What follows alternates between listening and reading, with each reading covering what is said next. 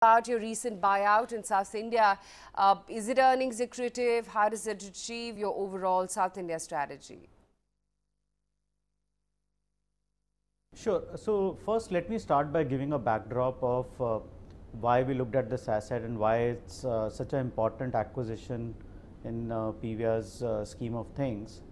As you know, out of the total screens that exist in this country, about 9,500 to 10,000 screens, almost 40 to 50% of total screens in this country are in South India. And if you look at especially markets like Tamil Nadu, Andhra, Telangana and Karnataka, the movie consumption index is fairly high. Half of the revenues in India really comes from Tamil, Telugu, Malayalam and Kannada languages. So it's a very, very important market. I think Tamil Nadu is one market which is beginning to open up. It has a large segment of large number of cinemas, which still currently are a large part of the cinemas are single screen cinemas. And SPI cinemas is one of the leading multiplex chains in that market. So this acquisition really gives PVRs an opportunity to kind of assume a leadership position in a market which is going to open up over the next several years and take the lead in building out modern multiplexes in that market. So tell us, how does the overall size of the opportunity look in South with just 14% penetration versus about 60% for the rest of the country? Yeah, so if you just do the broad maths, out of 4,500 screens which are approximately in South India, and less than 15% are modern day multiplex screens. So almost 3,500 to 4,000 single screens theaters, which over the period of next 1 decade, they will give way to multiplexes. So we believe it's a very, very large opportunity.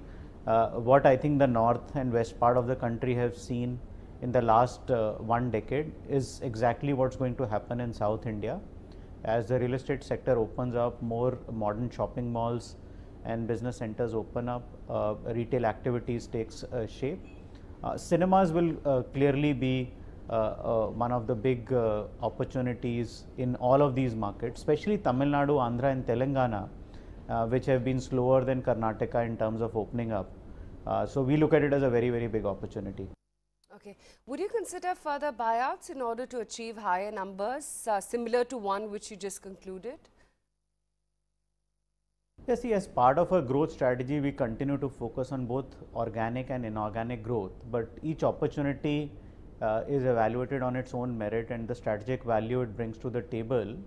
So we will continue to pursue both, I think, but quite honestly, I think our organic pipeline is also very, very strong, and we've signed a lot of screens for rollout in various parts of the country. So that's going to be a big part of our strategy. But if there is some interesting opportunity which comes on the table, we'll be open to evaluate it. Right. You've also crossed the 700 screens number. What targets are you aiming at from here on, and what capex would you be requiring to undertake the same? Yeah, I think our immediate vision is really to get to 1,000 screens by end of calendar year 2020. With the pipeline of screens that we have in a stable right now and what is getting under fit out, we believe that's a real possibility. Our immediate vision is to get to 1,000 screens and hopefully in the next 3 to 5 years get to about 100 cities in this country. So make the brand truly national, be present in a lot of markets where currently our presence is not yet there. Okay.